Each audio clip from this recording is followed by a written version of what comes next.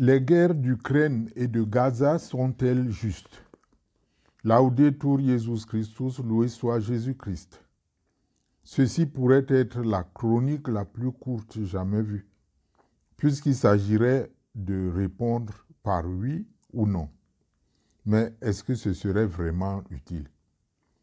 Les guerres, à n'en plus finir, éclatent de jour en jour dans le monde, et les chrétiens dans tout ça.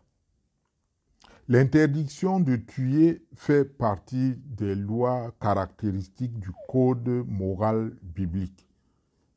Dès le commencement, Dieu punit le premier fratricide quand Caïn tue son frère Abel par jalousie. Il est frappé de malédiction par le Créateur. Dieu le chasse de la terre fertile qui faisait sa fierté et le condamne à errer sur la terre entière. Genèse chapitre 4. Plus tard dans la Torah, la loi divine interdit formellement de tuer. Le 5e commandement promulgue ceci: tu ne tueras point. Ce commandement, comme les 9 autres, est considéré comme sacro-saint en Israël. Problème: comment se fait-il que le Dieu d'Israël lui-même, qui interdit de tuer, soit devenu le Dieu des armées? Depuis le livre de l'Exode, Josué, le livre des rois et les prophètes, Dieu se présente très fièrement comme Yahvé Sabaoth, le Dieu des armées. C'est lui-même qui organise la guerre et les peuples voisins se massacrent. Ils se disputent les terres, les eaux, les biens matériels. Cette position apparemment contradictoire a rendu les chrétiens perplexes au fil de l'histoire. Jésus, lui, n'a jamais encouragé ni la guerre, ni même la violence. Contentons-nous des évangiles et essayons de comprendre. Les apôtres et leurs successeurs ont réfléchi longuement sur cette question embarrassante. La doctrine sociale de l'Église peut même être perçue comme pacifiste au vu de la loi de la charité. Aime ton prochain comme toi-même. Comment peux-tu tuer ton prochain? C'est le plus grand commandement, l'amour du prochain. Dans le sermon sur la montagne, Jésus dit: vous avez appris qu'il a été dit œil pour œil, dent pour dent. Eh bien, moi, je vous le dis, ne ripostez même pas aux méchants. Mais si quelqu'un te gifle sur la joue droite, tends-lui encore l'autre joue. Nous trouvons cela dans l'Évangile selon saint Matthieu au chapitre 5, verset 38 et suivant. Mais certains lecteurs ont vu dans cette sentence de Jésus plutôt un piège juridique, voire même une malignité. Pourquoi?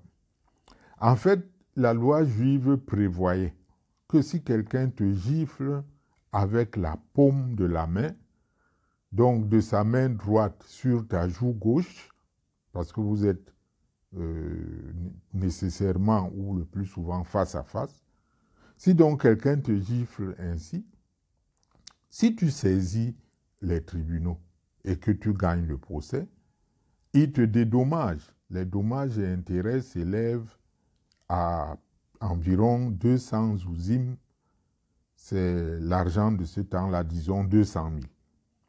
Or, s'il te gifle avec le revers de la main, c'est-à-dire de sa main droite vers ta joue gauche, l'amende est doublée à 400 000.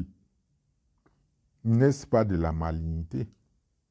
En réalité, ce verset s'élève plutôt contre la violence, mais en faveur de la justice.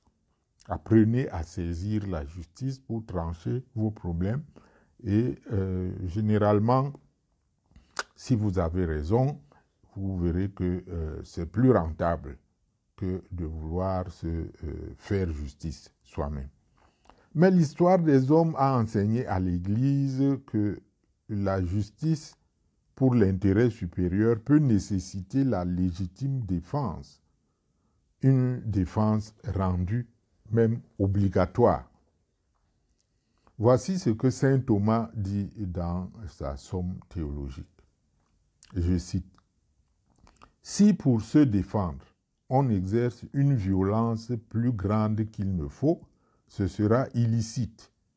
Mais si l'on repousse la violence de manière mesurée, ce sera licite. » Et il poursuit: « Il n'est donc pas nécessaire au salut que l'on ommette cet acte de protection mesurée pour éviter de tuer l'autre, car on est davantage tenu de veiller à sa propre vie qu'à celle de son ennemi. » Fin de citation. Et le catéchisme de l'Église catholique va encore plus loin. La légitime défense peut être non seulement un droit, mais un devoir grave pour celui qui est responsable de la vie d'autrui, s'entend celui qui est responsable du bien d'un État ou bien d'une famille. Ceci dit, il faut encore, en bonne conscience, avoir des critères de discernement quand il s'agit des conflits de grande envergure comme les guerres, dont nous connaissons tous la catastrophe qu'elles représentent. Une meilleure compréhension de la priorité à la paix a poussé l'Église à stipuler 8 exigences morales pour les chrétiens en cas de guerre, vues comme obligatoires. Alors, je m'en vais vous donner ces exigences. Pour qu'une guerre soit qualifiée de juste, selon la morale traditionnelle de l'Église, elle doit rencontrer plusieurs critères. Les voici. 1. Une cause juste. Le recours à la guerre n'est admissible que pour détourner ou repousser une agression injustifiée. 2. La question de l'autorité compétente. La décision d'utiliser la force doit être prise par des autorités légales appropriées. 3. L'intention droite. Certaines intentions, comme celle de punir un agresseur ou de recouvrer des possessions matérielles perdues, ne sont pas considérées comme des raisons suffisantes pour justifier la violence de la guerre. D'autres intentions, comme celle de la protection des droits humains ou de la défense contre des menaces d'agression ou des agressions réelles, peuvent justifier la guerre. 4. Dernier recours. L'action militaire est justifiée uniquement lorsque les alternatives pacifiques pour repousser ou chasser un agresseur ont été épuisées. 5. Probabilité de succès. Les possibilités de succès doivent être suffisamment claires pour justifier les coûts humains et tout autre coût occasionné par une guerre. 6. La proportionnalité des buts. Certains préfèrent dire la proportionnalité des moyens. Les coûts humains et autres encourus par la guerre doivent être suffisamment mesurés par rapport aux valeurs en cause et aux résultats anticipés ou attendus.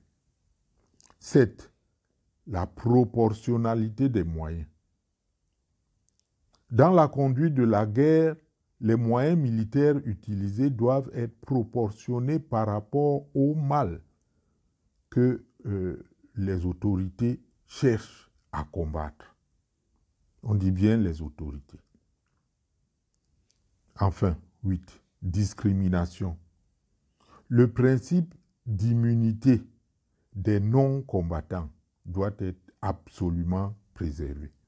Les populations civiles ne peuvent servir de cible.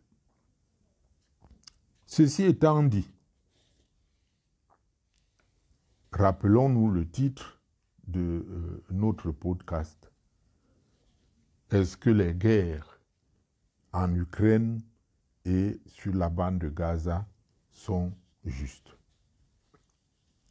Chacun est, comme vous le voyez bien, laissé à son jugement droit et mature, après tous ces critères qui ont été déterminés.